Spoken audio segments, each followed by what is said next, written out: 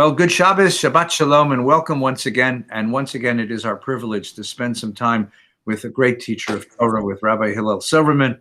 Good morning, Hillel. Shabbat Shalom. Good morning, Shabbat Shalom. It is Bahar Bechukotai, the closing sections of the book of Vayikra, the book of Leviticus. What have we got to look for today? They are two very interesting sedras today, which culminate the reading of the book of Leviticus, Bahar, and the other one is Bechukotai. Let's see what we can find in Bahar.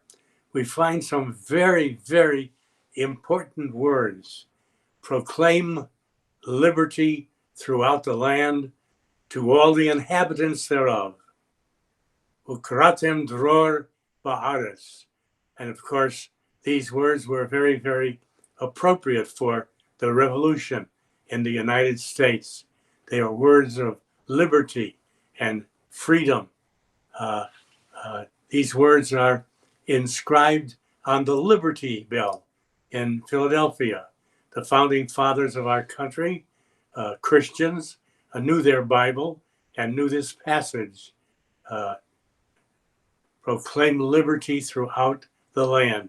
And they put these words appropriately on the Liberty Bell in Philadelphia. But not only the Jews, and there were Jews living in the colonies in those days, the Jews also knew the Bible.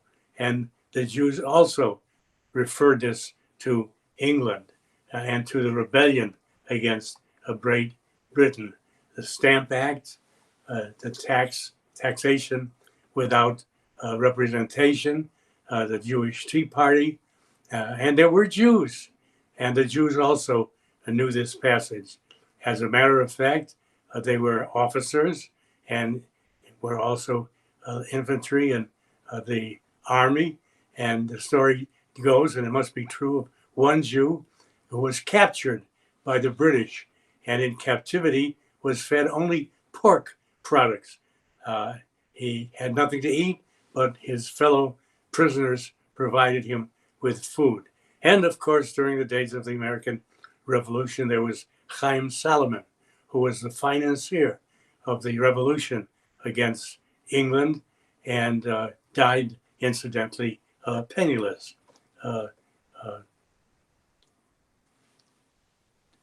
During the French Revolution in 1789, the same words applied. Proclaim liberty. In the Italian Revolution in 1848, these same words applied.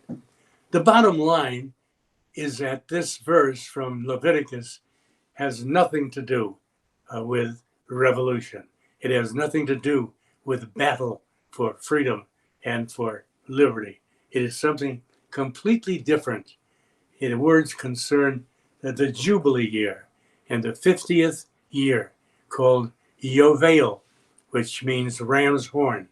The ram's horn was sounded, and two things occurred. First, slaves were free. Free after 50 years? I thought the Bible said previously slaves are free after 7 years. Yes, they were, but voluntarily some chose to remain.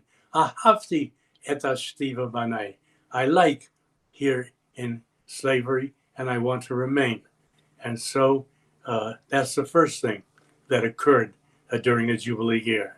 And the second thing was that land was returned to its original owner. In other words, if you sold your land, you were in debt, you needed the money.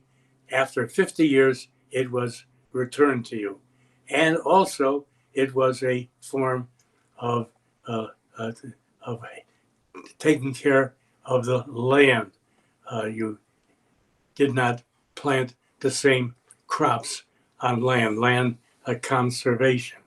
It was the economic primarily. There were two classes developing, the very rich and the very poor.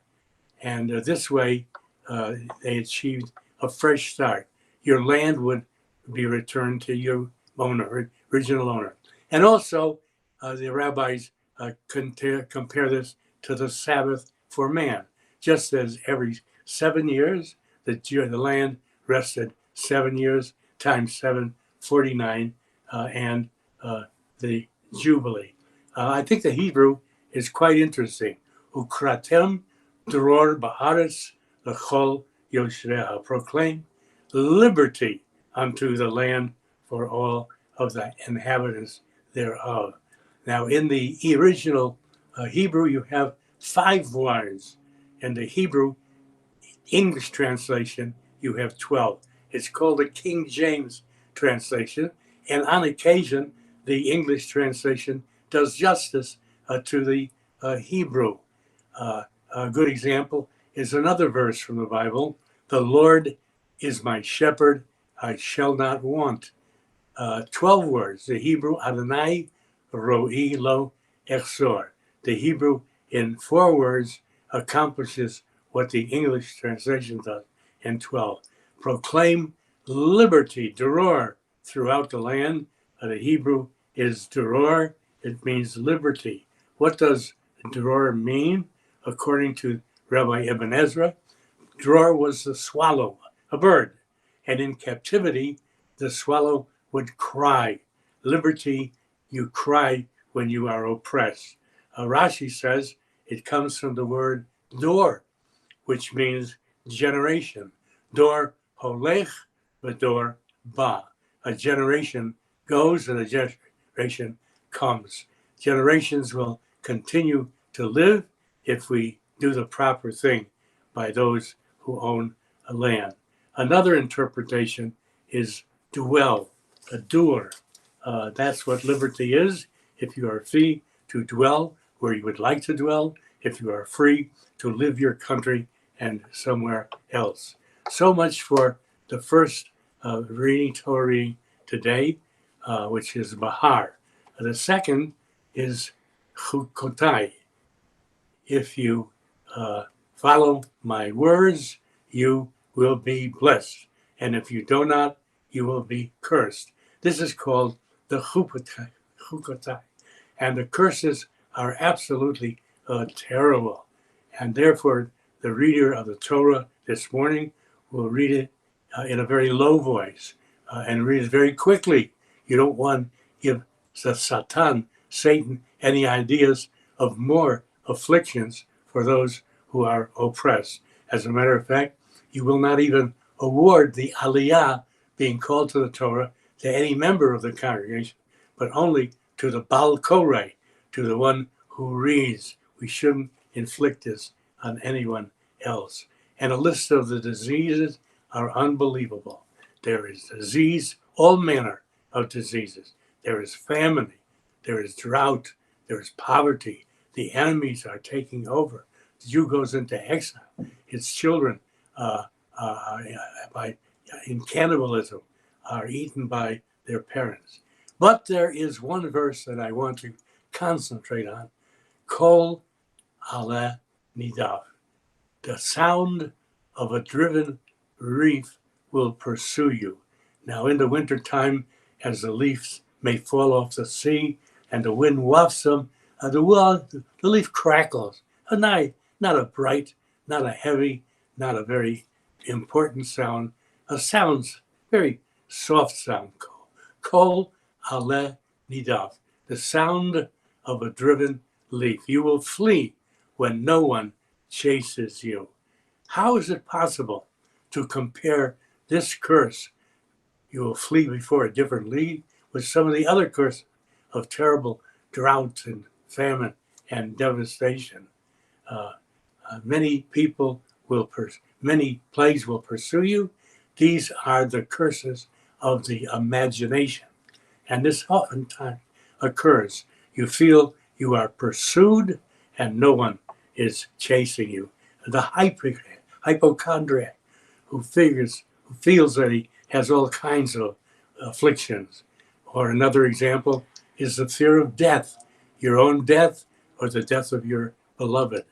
We fear poverty. We fear distress. We fear war. We have all kinds of anxieties. Only the truth must release our unreasonable fears. These fears are real as physical fears. They're fears of the mind. They're fears of the imagination. Ale, nida, nidaf. Emerson once said, do the thing that you fear, and the fear of that thing will be eliminated. I'm thinking of a rabbi, an author, a scholar, Milton Steinberg, who passed away many years ago. He wrote a very interesting book called As a Driven Leaf, taken from this verse in Leviticus. And it has to do with Rabbi Meir, famous disciple, and his disciple Elisha ben Abuya. Elisha ben Abuha became an apostate. He was frustrated and left the Jewish religion. But he was so brilliant that his comments are still uttered in the Talmud, not on his name. You'll never see the name Elisha ben Abuya. What will you see? You will see the word Acher. It was another rabbi, another scholar, Acher. And this novel, As a Driven Leaf, has to do with the conflict of the agnostic, of the atheist, and the religious person. And there are many, many interesting dialogues between Rabbi Meir and Elisha ben Abuha. And one section, which I will never forget, though I read this novel over 60 years ago, was when the two of them were strolling in the forest on a Shabbos walk. And on the Sabbath, according to the Talmud, you could only go a few thousand yards, and there was a Tehum, and they reached it. And then Rabbi Meir, Elisha ben Abuya, turned to Rabbi Meir and he said, you're up to the boundary. Go home, return. Don't go any further. And Rabbi Meir said to Elisha ben Abuya, Acher, he said, no. He said, you go home. You return. You go back. I think that was a very, very beautiful chapter. My father was a prominent rabbi in Connecticut and very friendly with Rabbi Milton Steinberg. Steinberg originally was a professor, believe it or not, of Latin and Greek at a New York university. And my father encouraged him to become a rabbi, a conservative rabbi, which he did. And he was rabbi of a very prominent synagogue in Manhattan, the Park Avenue Synagogue. He wrote another very important book, Basic Judaism. Unfortunately, he died at an early age in his early 40s. But I'll never forget the book, As a Driven Leaf. And so this morning in our Sedra of the blessings and the curses that religion can bring, it's quite obvious that these are not curses that are really physical, but these are curses for one who has no religion, who has no faith, who has no meaning. And with religion, you find the blessings of creativity, of riches, of purpose, of contentment in life. And so we conclude our Torah reading today by saying Chazak, Chazak, V'nit Chazek. Let us be strong. Let us have the courage and strength to go on with our studies. Amen. Shabbat Shalom. Amen. Shabbat Shalom, Rabbi. Thank you. Thank you for the inspiration as we finish this book. Take very good care. Have a good Shabbos, and we'll see you next Shabbat. Thank you very much. Shabbat Shalom to you.